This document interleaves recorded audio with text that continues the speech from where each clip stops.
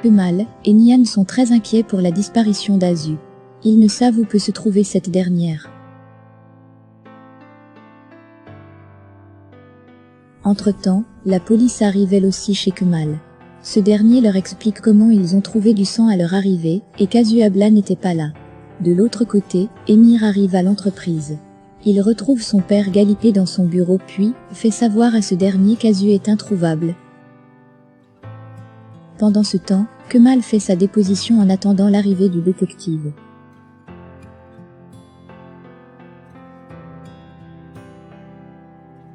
Au même moment, une autre fonctionnaire de la police arrive avec les tasses de café qu'elle a fait pour tout le monde. Sauf que Kemal et Nihan refusent de consommer ce café. Cependant, elle jette un regard un peu bizarre sur Kemal. Nihan le remarque puis le fait savoir tout de suite à Kemal. C'est ainsi que cette femme se présente au nom de Merkan et leur fait savoir qu'elle est la détective en charge de l'affaire. Par la suite, elle pose une série de questions à Kemal. Nihan de son côté, la trouve un peu très bavarde à son goût. C'est ainsi qu'elle leur fait comprendre qu'en réalité, elle est la détective qu'ils attendent depuis. Puis, continue son interrogatoire. Elle pose des questions à Kemal. Ce dernier répond avec brio.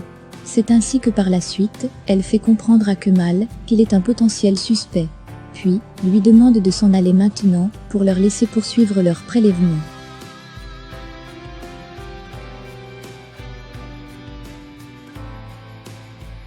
De l'autre côté, Hakan et Zeyneh sont en plein préparatif de leur mariage. Ils sortent d'un magasin de vente des accessoires pour mariage. Ils s'échangent un instant puis se séparent. Zeyneh décide de se rendre à l'entreprise rencontrer Émir. De son côté, Émir appelle Nihan pour savoir si elle est déjà en route pour le conseil d'administration. Entre-temps, cette dernière est avec Kemal. Nihan décroche puis lui fait savoir qu'elle arrive. Par la suite, Nihan cause un peu avec Kemal et s'en va. Kemal pour sa part découvre une caméra de surveillance toute prête et a une idée. De l'autre côté, Zehir est avec Gurkan, qui agonise quand il reçoit le coup de fil de Kemal. Ce dernier lui annonce qu'Azu a disparu et que du sang a été retrouvé dans sa chambre. Zehir pour sa part lui fait savoir que Gurkan Avali va très mal et qu'il faut l'amener à l'hôpital. C'est ainsi que Kemal lui dit de mettre Hakan au courant avant de mener toute action. Dans la conversation, Kemal avoue à Zehir qu'il ne se rappelle plus de tout ce qui s'est passé à la veille de la mort d'Azu. C'est ainsi qu'il raccroche puis court directement voir Bosek pour qu'il lui fasse visualiser toutes les images des caméras de surveillance. De l'autre côté, Zeyneh se rend à l'entreprise rencontrer discrètement Émir. Elle lui annonce la nouvelle selon laquelle elle doit se marier avec Hakan. Émir n'est visiblement pas de cet avis. Zeyneh lui fait comprendre que c'est son dernier mot, puis s'en va. Pendant ce temps, la détective Merkan continue de faire les prélèvements dans la chambre d'Azu. Par la suite, elle se décide d'aller vérifier les caméras de surveillance. Au même moment, Kemal vérifie lui aussi les dites caméras puis se découvre en train d'entrer chez lui la nuit. C'est ainsi qu'il demande à Bosek de supprimer au plus vite ces images. Pendant qu'il le fait, Merkan entre et se met à questionner Kemal sur sa présence sur le lieu. Celui-ci lui répond que le crime a eu lieu chez lui et il était de bon ton qu'il sache qui est entré chez lui. C'est sur ces mots que ce dernier s'en va. Merkan pour sa part demande à Bosek de lui faire, elle aussi regarder les images. De l'autre côté, Zehir est en train d'interroger Gurkan Avali quand celui-ci perd connaissance. Pendant que Zehir le transporte pour sortir et se rendre à l'hôpital, Tariq arrive. Zehir demande l'aide de ce dernier pour amener Gurkan à l'hôpital. En cours de route, Gurkan se réveille entre les bras de Tariq puis le remarque. Une fois il veut parler, Tariq couvre sa bouche et le fait taire.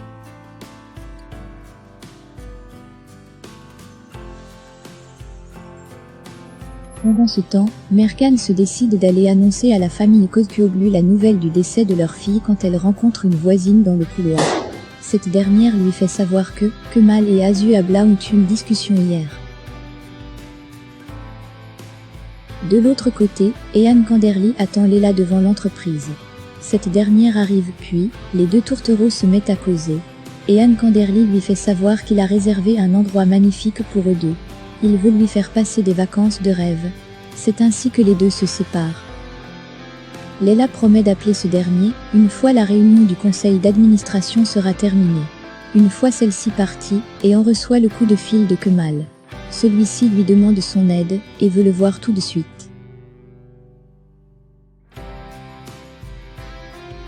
Quelques minutes après, les membres du conseil d'administration arrivent tour à tour.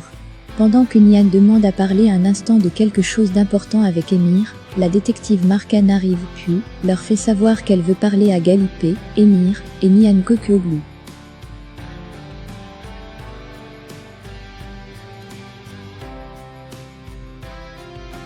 Une fois à l'extérieur, cette dernière leur annonce la nouvelle selon laquelle Azü Abla aurait été tué, et que, jusqu'à présent, son corps est introuvable.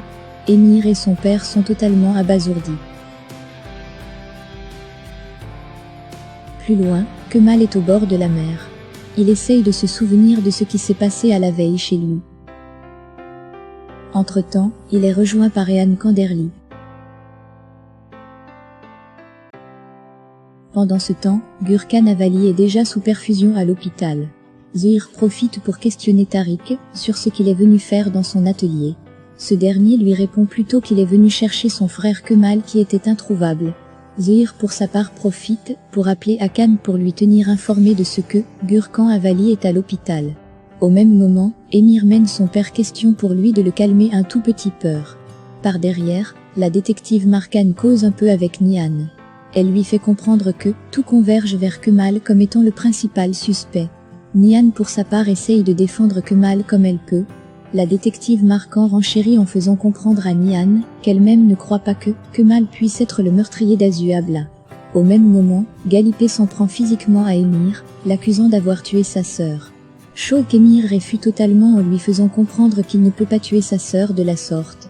Galipé ainsi qu'Émir sont effondrés. Pendant ce temps, Rehan Kanderli demande à Kemal de se rappeler de tout ce qui s'est passé hier soir. Sauf que Kemal ne se souvient qu'en partie. Il lui fait savoir qu'il se rappelle qu'il a eu une discussion le soir avec Azü Abla, et par la suite, il s'est réveillé dans sa voiture. De l'autre côté, Émir appelle Hakan pour lui demander s'il a des nouvelles de Gürkan Avali.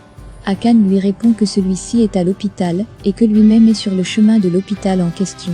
Par la suite, Émir fait comprendre qu'il ne croit pas qu'un homme agonisant comme Gürkan Avali puisse tuer et se débarrasser d'Azü Abla de la sorte.